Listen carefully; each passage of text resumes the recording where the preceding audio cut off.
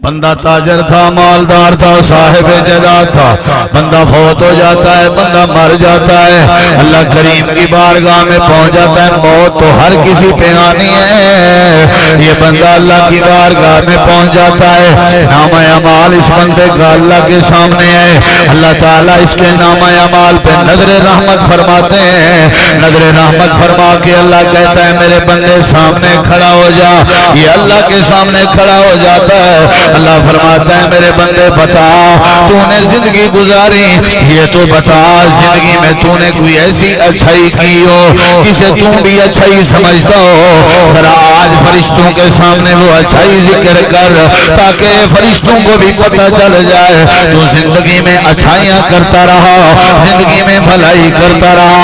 آج سب کے سامنے اپنی بھلائی ذکر کر۔ اب یہ بندہ اللہ کی بارگاہ میں کھڑا ہوا ہے، اپنے ذہن پہ زور دے رہا ہے اور کہہ رہا ہے یا اللہ زندگی میں ایک کام کرتا تھا، ایک اچھائی کرتا تھا، وہ اچھائی تیرے سامنے ذکر کرنے کا ارادہ ہے۔ اللہ فرمائے گا بتا تیری کون سی اچھائی ہے؟ اب یہ بندہ اپنی اچھائی ذکر کر رہا ہے، یا اللہ میں بہت بڑا تاجر تھا۔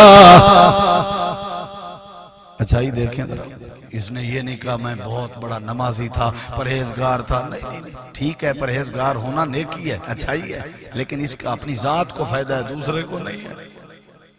ادھر دیکھیں اے اللہ میں تاجر تھا، تاجر بیٹھے ہوں گے آپ ادھر دیکھیں، اللہ میں کاروباری تھا، غریب لوگ ضرورت مند لوگ میرے پاس آتے ہیں اور مجھ سے قرض مانگتے ہیں، یا اللہ میں انہیں قرض دے دیتا، میعاد مقرر کر دیتا۔ جب میعاد مقرر آ جاتی تو میں ان کے دروازے پہ جاتا اور جا کر کے قرض کی واپسی کا سوال کرتا تو آگے سے وہ کہتے ہم قرض واپس کرنے کی جرت نہیں رکھتے، ہمیں دوبارہ مہلت چاہیے، یا اللہ میں دوبارہ مہلت دے دیتا۔ یہ نہیں کہتا تھا چلو 20,000 تو نے دینے چلو 30 دے دینا۔ آپ دیتے ہو نا اس طرح کی مہلت، 30 دینے ہیں نا کوئی بات نہیں، اگلے چھمائی دے دینا لیکن 40 دے دینا۔ کیوں بھائی؟ حرام کھانے کی عادت بنی، یہ تو بھلائی نہیں ہے نا۔ اب اس کو دیکھیں یہ اپنی بھلائی بتا رہا ہے۔ نبی علیہ السلام فرماتے ہیں یہ بندہ ذکر کر رہا ہے اپنی بھلائی۔ میں دوسری بار جاتا، غور سے سنو، میں جا کر کے قرض کا سوال کرتا تو وہ کہتا نہیں ہے جرت قرضہ دینے کی۔ میں پھر تیسری مہلت دیتا، تیسری مہلت پہ جب جاتا، اب یہ اللہ کے سامنے بھلائی بتا رہا ہے۔ کیا ایسی بھلائی آپ کی اور میری زندگی میں ہے یا نہیں؟ ہم نے کسی یتیم کے چلتے آنسوں کو روکا ہے کبھی؟ ہم کبھی کسی بیوہ کا سہارا بنے؟ ہم نے کبھی کسی مسکین اور غریب کی خدمت اور معاونت کی ہے؟ نہیں۔ ہمیں پتہ ہے کہ ہمارا رشتہ دار مقروض ہے، ہمیں پتہ ہے کہ ہمارا رشتہ دار بیمار ہے، ہمیں پتہ ہے کہ ہمارا ہمسایہ یتیم ہے، ہم نے کبھی غور ہی نہیں کیا۔ ایسے مال کا کیا فائدہ، ایسے عہدے کا کیا فائدہ، ایسی گاڑی کا کیا فائدہ، ایسے کھانے پینے کا کیا فائدہ جو کسی دوسرے کے کام نہ آ سکے۔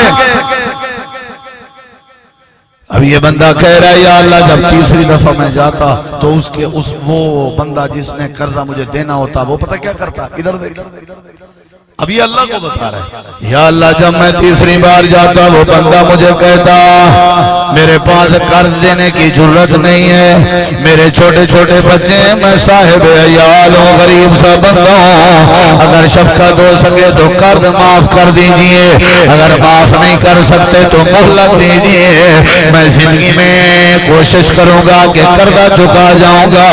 یا اللہ جب رو پڑتا تھا میرے سامنے قرضے والا، جب اپنی آہو فغا کرتا تھا، جب اپنی بے بسی کا اظہار کرتا تھا، یا اللہ مجھے اس کا رونا دیکھنا اچھا نہیں لگتا، یا اللہ تو اچھے طریقے سے گواہ ہے، میں اس کے دروازے پہ کھڑا ہو کے اسے معاف کر دیتا تھا، اعلان کرتا کہ جا میں نے قرضہ معاف کر دیا ہے۔ یا اللہ میں لوگوں کی بھلائی کرتا رہتا لوگوں کے ساتھ نفع کرتا رہتا رب کعبہ کی قسم ہے جب اس نے بھلائی ذکر کی اللہ کا عرش جوش میں آ جاتا ہے اللہ فرماتے ہیں میرے فرشتے ہو لے آؤ اس کا نام اعمال اللہ کریم اس کے نام اعمال پہ رحمت کی قلم پھیر دیتے ہیں اللہ اس کے گناہ معاف کر دیتا ہے دوسروں کو نفع دینے کی خاطر اللہ اس کے گناہ بخش دیتا ہے دوسروں کو نفع دینے کی خاطر اللہ اس کی بدکاریاں معاف کر دیتا ہے یہ بخشا جا رہا ہے لوگوں کو فائدہ دینے کی وجہ سے اللہ کی مغفرت اسے حاصل ہو رہی ہے لوگوں کے ساتھ بھلا کرنے کی وجہ سے نبی علیہ السلام فرماتے ہیں یہ ساری زندگی لوگوں سے بھلا کرتا رہا اللہ نے اسے معاف کر کے جنت کا وارث بنا